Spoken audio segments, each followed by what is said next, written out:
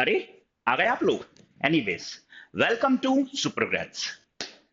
आप लोगों को कोई आइडिया है कि जो हमारे हैंड ग्रेनेड्स होते हैं या जो मिसाइल्स होती हैं, ऑब्वियसली नागासाकी हिरोशिमा हम लोग कैसे भूल सकते हैं, जो ये सारे धमाके हैं, फिर भले ही वो अंडर वाटर ब्लास्ट हो या नागासाकी हिरोशिमा का भयानक डिजास्ट्रस एटम बॉम्ब अटैक हो जिसने पूरी दुनिया को हिला कर रख दिया था, ये सारे बॉम्ब बनते किससे हैं?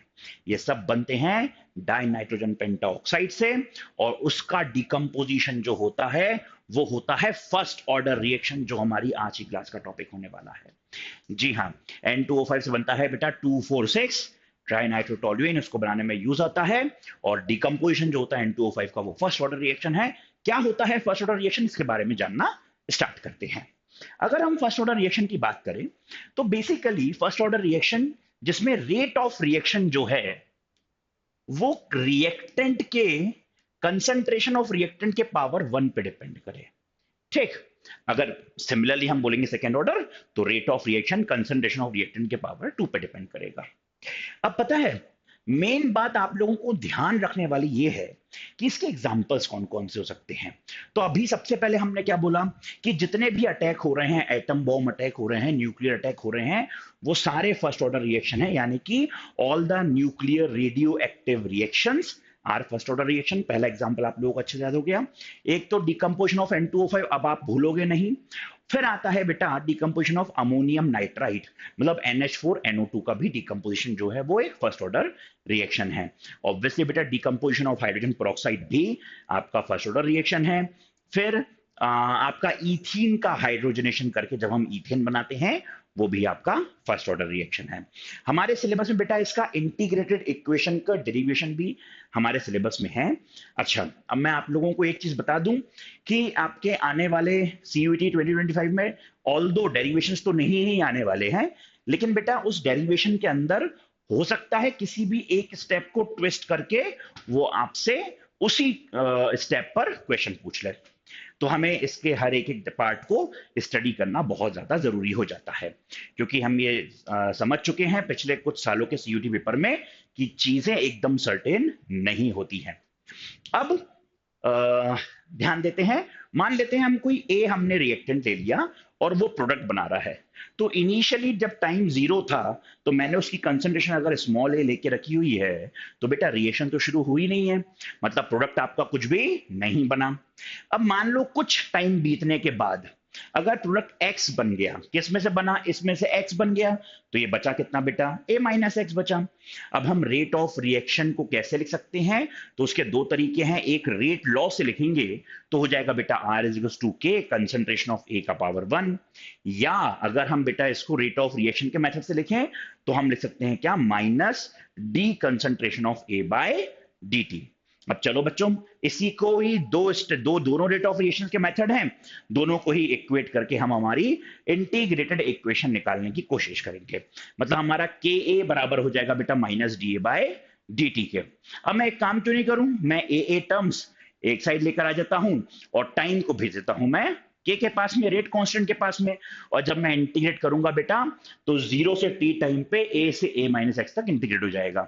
अब मैथ्स वाले बच्चे जो हैं वो ये बहुत अच्छे जानते हैं कि integration of D A by A होता है log ln ऑफ a, मतलब log base e of a। ठीक है, तो ये upper limit minus lower limit लिख दिया बेटा मैंने, और इसके बाद जब मैं माइनस साइन को अंदर मल्टीप्लाई करूंगा तो फाइनल इक्वेशन मेरे पास आएगी K T is equals to log base E A minus log base E A minus X. बेटा कुछ फॉर्मूले हैं लॉग के जो आपको याद रखने आप बहुत जरूरी है, वो ये रहे सारे फॉर्मूले। लॉग ए इंटू बी होता है लॉग ए प्लस लॉग बी, लेकिन वहीं लॉग ए बाय बी होता है लॉग ए माइनस लॉग बी। तो बेटा अगर आप देखो तो ये लॉग ए माइनस लॉग बी के फॉर्म में नहीं है ना, तो मैं इसको क्या लिख सकता हूं, लॉग ए बाय बी के फॉर्म में भी लिख सकता हूं। तो बेटा फाइनल मेरी इक्वेशन आ जाएगी k is equal to 2.303 log upon T log base a upon a minus X. ये इक्वेशन हमको याद रखनी है। अच्छा, अब जितना इंपॉर्टेंट आपका फर्स्ट ऑर्डर है उतना ही इंपॉर्टेंट आपका फर्स्ट ऑर्डर का हाफ लाइफ निकालना भी है। अब अगर हम फर्स्ट ऑर्डर की हाफ लाइफ देखें बेटा, तो मैं जानता हूं कि हाफ लाइफ वो हाफ टाइम होता है। मैं क्या जानता हूं बेटा, कि हाफ लाइफ वो हाफ टाइम होता है। हाफ लाइफ वो हाफ टाइम होता है जिसमें जो आपका प्रोडक्ट है वो रिएक्टेंट का हाफ बन जाए। तो रिएक्टेंट मैंने ए लिया था, तो प्रोडक्ट मेरा एक्स जो बन रहा था वो क्या हो जाएगा, A/2 हो जाएगा। अब बेटा ये सारी वैल्यूज उठाकर अगर मैं इस फॉर्मूले में पुट करूंगा, तो फाइनल मेरे पास सॉल्व करके जो आएगा वो आएगा k is equal to 2.303 log base 10 में 2 अपॉन टी हाफ। अब बच्चों लॉग की वैल्यूज याद होना भी जरूरी है, उसके फॉर्मूले तो फॉर्मूले, वैल्यूज भी।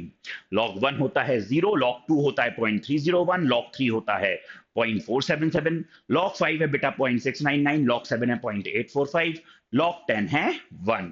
ठीक है, आगे बढ़ते हैं। log 2 की वैल्यू जब पुट करूंगा तो फाइनल इक्वेशन जो निकल के आएगी बेटा हाफ लाइफ की वो आएगी k is equals to 2.303 into 0.301 divided by t half, या k is equals to 0.693 upon t half। एक चीज नोट करी, half life of first order reaction does not depend upon what? It does not depend upon concentration of reactant, बल्कि zero order की depend करती है।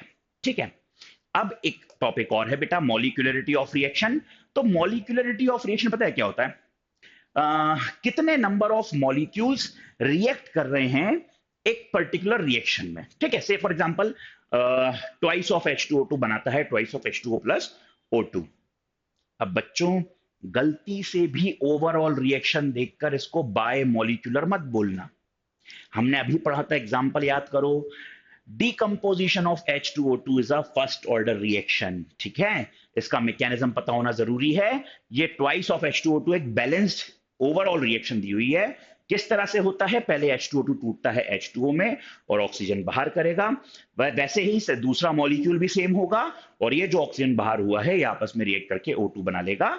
और ये वेरी फास्ट स्टेप है, हमारा रेट डिटरमाइनिंग स्टेप, या जिससे हम मॉलिक्यूलरिटी निकालते हैं वो होता है स्लो स्टेप या मॉडरेट स्टेप। तो यहां पर कितने मॉलिक्यूल्स आए हैं, 1, इसलिए हमारी मॉलिक्यूलरिटी क्या हो जाएगी बेटा, यूनिमॉलिक्यूलर रिएक्शन। अब चूंकि तुम लोग कंफ्यूज ना हो कि ऑर्डर ऑफ रिएक्शन और मॉलिक्यूलरिटी ऑफ रिएक्शन में डिफरेंस क्या होता है, इसलिए मैं आपके लिए लेकर ही आ गया। आओ चलो देख लेते हैं जल्दी से। Order of reaction, it is the sum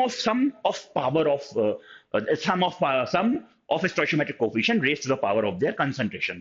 It is the sum of the power raised on the concentration terms in the rate law या rate expression. वही it is number of molecules of reactant taking part in elementary step। ये ध्यान रखना, elementary step हमने बनाया था जो mechanism, उसमें जो H2O2 gives H2O plus O, that is elementary reaction। Order of reaction is an experimental value, बल्कि ये क्या है, थियोरेटिकल कॉन्सेप्ट है। ऑर्डर ऑफ रिएक्शन बेटा जीरो हो सकता है, फ्रैक्शन में हो सकता है, इंटीजर भी हो सकता है, लेकिन मॉलिक्यूलरिटी ना तो कभी जीरो होगी ना कभी फ्रैक्शन में होगी। ऑर्डर ऑफ रिएक्शन के पास में नेगेटिव वैल्यू भी हो सकती है, पर मॉलिक्यूलरिटी के पास में कभी भी नेगेटिव वैल्यू नहीं होगी। ओवरऑल रिएक्शन के लिए ऑर्डर ऑफ रिएक्शन देखा जाता है, और एलिमेंट्री स्टेप के लिए आपका मॉलिक्यूलरिटी देखी जाती है। ऑर्डर ऑफ रिएक्शन डिपेंड करता है बेटा प्रेशर, टेम्परेचर, कंसंट्रेशन के ऊपर, और ये इंडिपेंडेंट है प्रेशर और आपका टेम्परेचर पे। तो बच्चों यहां हमारा फर्स्ट ऑर्डर रिएक्शन और मॉलिक्यूलरिटी ऑफ रिएक्शन खत्म होता है। लेकिन एक मिनट, कहां भाग रहे हो? कभी राही सर ने तुम लोगों को छोड़ा है क्या बिना क्वेश्चन करवाए? नहीं ना, आ जाओ, जो पढ़ा है उस पर क्वेश्चन भी कर लेते हैं कि समझ में तो आया कि नहीं आया। तुम्हें समझ में आया? आया? चलो आओ देखते हैं कितना समझ में आया। अगर आंसर सही तो टाटा बाय बाय, नहीं तो फिर समझेंगे। ठीक है, आ जाओ। A first order reaction takes 40 minutes for 30% decomposition। मैंने हमेशा समझाया बेटा कि क्वेश्चन में गिवन लिखने की हैबिट डाल लो। ठीक है, तो मेरे को क्या क्या दिया हुआ है गिवन में? मेरे को दिया हुआ है कि बेटा टाइम दे दिया है 40 मिनट्स, और क्या बोल रहा है, 30% डिकम्पोजिशन। भाई अगर 30% डिकम्पोज हुआ है, इनिशियल मैं 100 ले लूं, इनिशियल मैं क्या ले लेता हूं, इनिशियल मैं ले लेता हूं 100। अब 30 डिकम्पोज हो गया तो बचा कितना, 70। तो बेटा a माइनस एक्स कितना हो जाएगा 70। Calculate T half. तो मेरे को ये समझ में आ रहा है ना भाई कि मैं इस वाले मेथड से के निकाल सकता हूं, और फाइनली फिर मैं टी हाफ के फॉर्मूले रख दूंगा।